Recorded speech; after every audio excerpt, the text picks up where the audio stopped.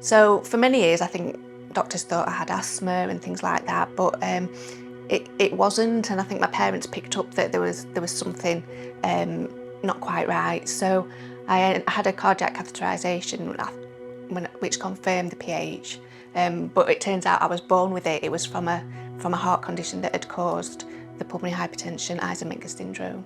It really did affect my life in lots of ways, in terms of my breathing, getting out of breath, therefore my mobility and being able to do things or being as active as other people. So they were the key things in terms of, it was more noticeable going up a flight of stairs, be really out of breath at the top of the stairs.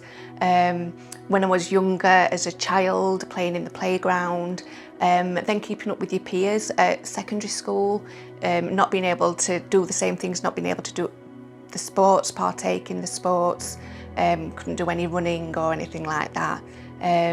And even just socially, just going out and about with friends, not being able to walk as quick as them, having to stop and have a rest.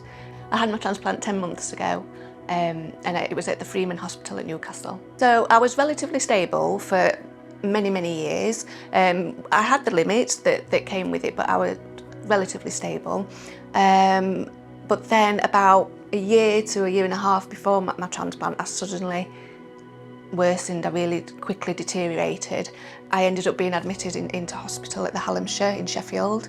Still wasn't getting any better. I wasn't really responding to the medication, and basically it turned out that my only option for survival really was a heart and double lung transplant. I actually felt a sense of relief because I thought there was hope that I had that option, because I know that not everybody gets that option.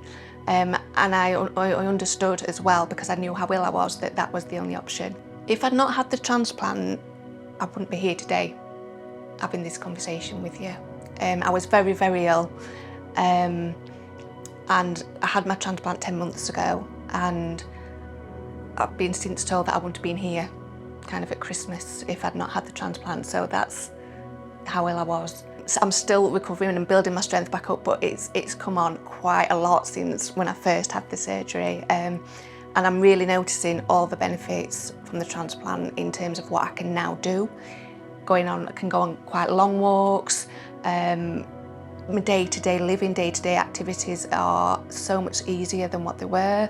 The last year, I have to say, has been one of the most, I don't even know what the word would be, amazing and yet profound experiences of my life. I have a new perspective now, and a lot of people do say that post-transplant, living for the now, appreciating every single day, because every single day is extra that I wouldn't have had before. So, you know, every single day is a gift, really.